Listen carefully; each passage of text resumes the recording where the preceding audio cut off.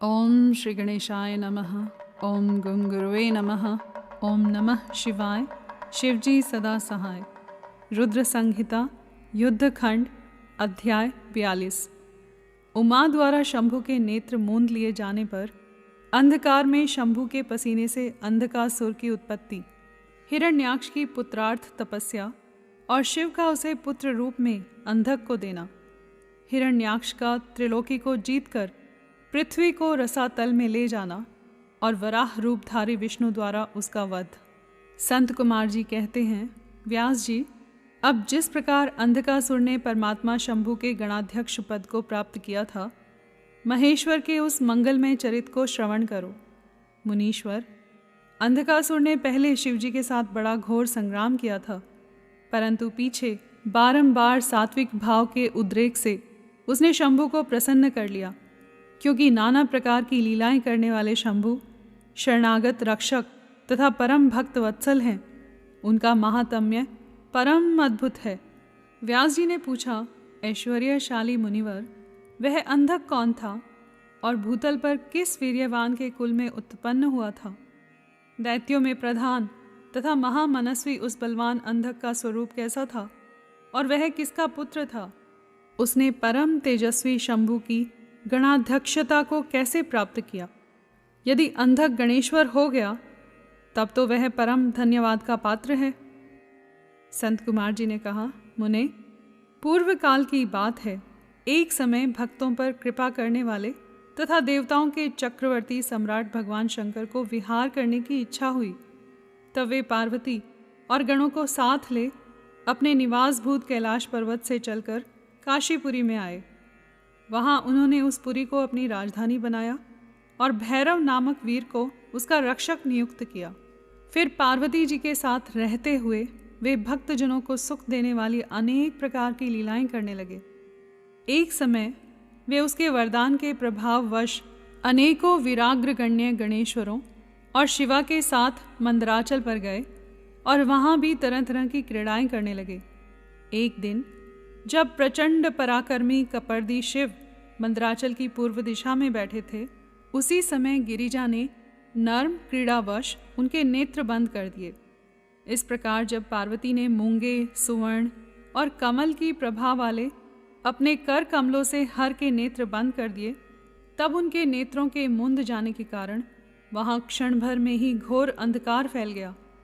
पार्वती के हाथों का महेश्वर के शरीर से स्पर्श होने के कारण शंभु के ललाट में स्थित अग्नि से संतप्त होकर मद जल प्रकट हो गया और जल की बहुत सी बूंदें टपक पड़ी। तदंतर उन बूंदों ने एक गर्भ का रूप धारण कर लिया। उससे एक ऐसा जीव प्रकट हुआ जिसका मुख विकराल था। वह अत्यंत भयंकर, क्रोधी, कृतघ्न, अंधा, कुरूप, जटाधारी, काले रंग का, मनुष्य से भिन्न, बेडौल और सुंदर बालों वाला था। उसके कंठ से घोर घर घर शब्द निकल रहा था। वह कभी गाता, कभी हंसता और कभी रोने लगता था तथा जबड़ों को चाटते हुए नाच रहा था।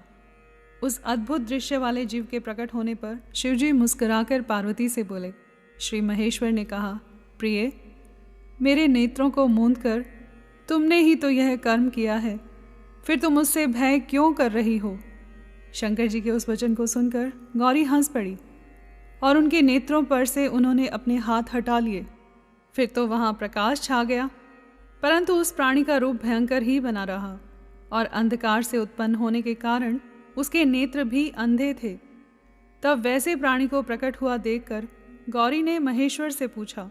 गौरी ने कहा, भगवान, मुझे सच सच बताइए कि हम लोगों के सामने प्रकट हुआ यह बेडौल प्राणी कौन है? यह तो अत्यंत भयंकर है। किस निमित्त को लेकर किसने इसकी सृष्टि की है और यह किसका पुत्र है? संत कुमार जी कहते हैं, महर्षि, जब लीला रचने वाली तथा तीनों लोकों की जननी गौरी ने सृष्टिकर्ता की उस अंधी सृष्टि के विषय में यों प्रश्न किया, तब लीला विहारी भगवान शंकर अपनी प्रिया के उस वचन को सुनकर कुछ मुस्कुराए और इस प्रकार बोले। महेश्वर ने कहा, अद्भुत चरित्र रचने वाली अंबिके, सुनो। जब तुमने मेरे नेत्र मूंद लिए थे, उसी समय यह अद्भुत एवं प्रचंड पराक्रमी प्राणी मेरे पसीने से प्रकट हुआ। इसका नाम अंधक है। तुम ही इसको उत्पन्न करने वाली हो। अतः सखियों सहित तुम्हें करुणापूर्वक इसकी गणों से यथा योग्य रक्षा करते रहना चाहिए। आर्य, इस प्रकार बुद्धिपूर्वक विचार करके ही तुम्हें सब कार्य करना चाहिए। संत कुमार जी कहते हैं, मुने, अपने स्वामी के ऐसे वचन सुनकर गौरी का हृदय करुणार्द्र हो गया। वे अपनी सखियों सहित अंधक की अपने पुत्र की भांति नाना प्रकार के उपायों द्वारा रक्षा करने लगी। तदंतर शिशिर ऋतु आने पर दैत्य हिरण्याक्ष पुत्र की कामना से उसी वन में आया, क्योंकि उसकी पत्नी ने उसके ज्येष्ठ बंधु की संतान परंपरा को देखकर उसे संतानार्थ तपश्चर्या के लिए प्रेरित किया था। वहाँ वह कश्यप नंदन हिरण्याक्ष वन का आश्रय ले पुत्र प्राप्ति के लिए घोर तप करने लगा। उसके मन में महेश्वर के दर्शन की इच्छा थी, अतः वह क्रोध आदि दोषों को अपने काबू में करके ठूंठ की भांति निश्चल होकर समाधिस्थ हो गया। द्विजेंद्र, तब जिसकी ध्वजा में वृष का चिन्ह वर्तमान है तथा जो पिनाक धारण करने वाले हैं, वे महेश उसकी तपस्या से पूर्णतया प्रसन्न होकर उसे वर प्रदान करने के लिए चले और उस स्थान पर पहुंचकर दैत्य प्रवर हिरण्याक्ष से बोले। महेश ने कहा, दैत्यनाथ, अब तू अपनी इंद्रियों का विनाश मत कर। किस लिए तूने इस व्रत का आश्रय लिया है? तू अपना मनोरथ तो प्रकट कर।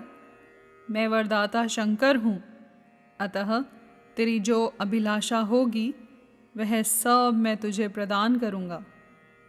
संत कुमार जी कहते हैं, महर्षि, महेश्वर के उस सरस वचन को सुनकर दैत्यराज हिरण्याक्ष परम प्रसन्न हुआ। उसने गिरीश के चरणों में नमस्कार करके अनेक प्रकार से उनकी स्तुति की। फिर वह अंजलि बांधे सिर झुकाकर कहने लगा। हिरण्याक्ष ने कहा, चंद्रभाल, मेरे उत्तम पराक्रम संपन्न तथा दैत्य कुल के अनुरूप कोई पुत्र नहीं है, इसलिए मैंने इस व्रत का अनुष्ठान किया है। देवेश, मुझे परम बलशाली पुत्र दीजिए।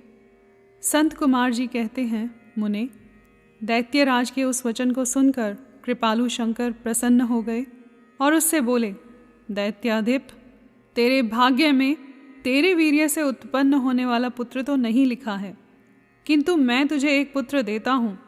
मेरा एक पुत्र है जिसका नाम अंधक है। वह तेरे ही समान पराक्रमी और अजेय है। तू संपूर्ण दुखों को त्याग कर उसी को पुत्र रूप से वरण कर ले और इस प्रकार पुत्र प्राप्त कर ले। संत कुमार जी कहते हैं, महर्षि, उससे यों कहकर गौरी के साथ विराजमान उन महात्मा भूतनाथ त्रिपुरारी शंकर ने प्रसन्न होकर हिरण्याक्ष को वह पुत्र दे दिया। इस प्रकार शिवजी से पुत्र प्राप्त करके वह महामनस्वी दैत्य परम प्रसन्न हुआ। उसने अनेकों स्तोत्रों द्वारा रुद्र की पूजा करके प्रदक्षिणा की और फिर वह अपने राज्य को चला गया। गिरीश से पुत्र प्राप्त कर लेने के बाद वह प्रचंड पराक्रमी दैत्य संपूर्ण देवताओं को जीतकर इस पृथ्वी को अपने देश रसातल में उठा ले गया। तब देवताओं, मुनियों और सिद्धों ने अनंत पराक्रमी विष्णु की आराधना की। फिर तो भगवान विष्णु सर्वात्मक यज्ञ में विकराल वाराह शरीर धारण कर थुथुन के अनेकों प्रहारों से पृथ्वी को विदीर्ण करके पाताल लोक में जा घुसे। वहाँ उन्होंने कभी न टूटने वाली अपनी अगली दाढ़ों से तथा थुथुन से सैकड़ों दैत्यों का कचूमर निकालकर अपने वज्र सदृश कठोर पाद प्रहारों से निशाचरों की सेना को मथ डाला। तत्पश्चात अद्भुत एवं प्रचंड तेजस्वी विष्णु ने करोड़ों सूर्यों के समान प्रकाशमान सुदर्शन चक्र से हिरण्याक्ष के प्रज्वलित सिर को काट लिया और दुष्ट दैत्यों को जलाकर भस्म कर दिया।